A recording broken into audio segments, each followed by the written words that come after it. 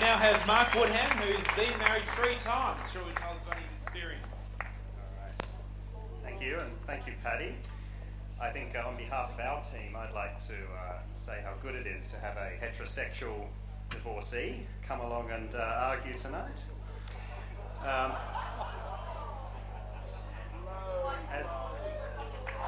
Okay, double! Sorry. Well, we have something in common. As I stand before you today, our community is in crisis. A crisis that challenges the very foundations on which our lifestyle is built, as well as the hard-fought privileges and freedoms we enjoy.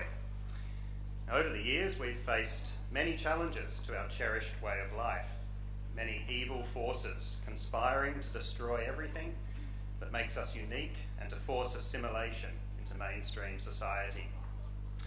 Gay Christians, bisexuals, gay boys who can't dance, lesbians with no interest in motorbike maintenance, and gay monogamists. But now, my friends, we face possibly the biggest crisis of all.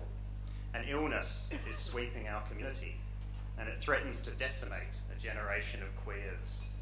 Signs of this illness first emerged in San Francisco early last decade, when gay men were observed attending bridal expos, rather than just organising them.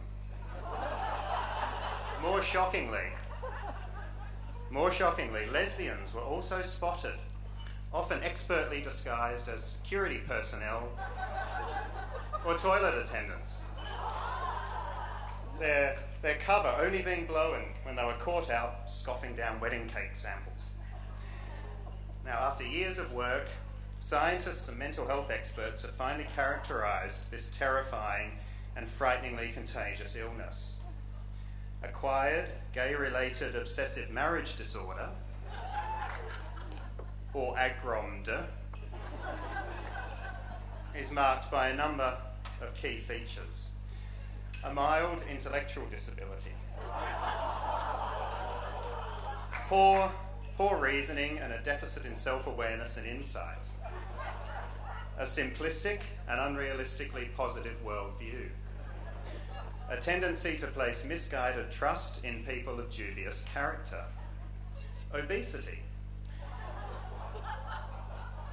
an obsession with Bunnings and IKEA stores, a complete lack of interest in sex, the loss of anything vaguely resembling a sense of humour and a capacity for fun, a bizarre form of selective agoraphobia, whereby the sufferer is never available to go clubbing or attend events with single friends, but is always available for nauseatingly dull dinner parties with other couples suffering from AGROMD. An unnatural drive to have or obtain by whatever means necessary grotty, smelly, annoying children. And finally, the 2 essential criteria that are the hallmark of AGROMD positive people is an irrational belief that one person can fulfill all of one's emotional, sexual and material needs for life, and an unrelenting need to have everything straight people have, no matter how fucking insane, stupid or unnecessary those things might be. And the statistics, my friends, are alarming. A recent survey on gay marriage found that 50% of gay men and more than 130% of lesbians might be suffering from AGROMD. With 1 or 2 notable exceptions. They obviously didn't do the survey. Make no mistake, there is an epidemic of insanity sweeping our community. What can we do? Oh, heckling. I do love the witty repartee from the audience. I hear you ask, what can we do to save our acromod positive friends and ultimately ourselves and our community from extinction? I think there's a 2-pronged attack we must follow. First, although it is tempting to treat these lost souls with scorn and derision, we must be better than that. They are sick, and they deserve our compassion. If you run into them at Bunnings or a megaplex cinema, or, God forbid, you accidentally stumble upon one of their poorly attended pro-gay marriage rallies, yeah, you know the ones with the, oh dear, the ones with the daggy balloons and the rainbow flags and the queer singer-songwriter of mediocre talent and some poor old bugger from P-Flag they forced at gunpoint to speak and pretend to be interested. If you come across these situations, muster all your courage, engage them. It's risky and it won't be easy, but don't let your fear or their glazed, vacant expressions put you off. Where possible, speak with monosyllabic words and repeat if necessary. Try not to use your hands when you speak, as this may distract them. It might also be helpful to use simple diagrams with basic shapes, stick figures and primary colours to reinforce your points, your message of hope and recovery.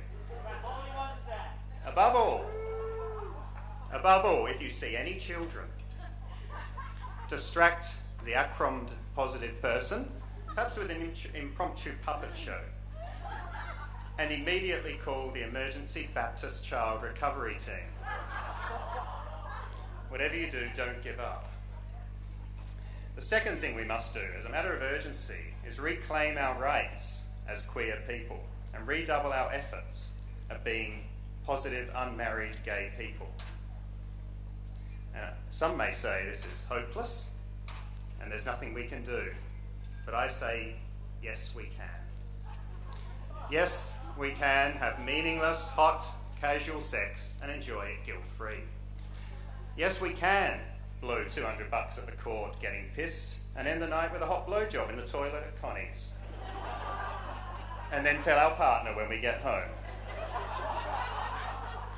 Yes, we can bring home casual fuck buddies to spice up and enhance our sex lives. Yes, we can stay out all night and the next day and not have some whiny, selfish, insecure, passive-aggressive cunt of a husband or wife moan about it when we get home. Yes, we can, and we must do this to retain our rightful place as society's most socially and sexually liberated people, and to stop these poor, acromed, positive friends from making the worst mistake of their lives.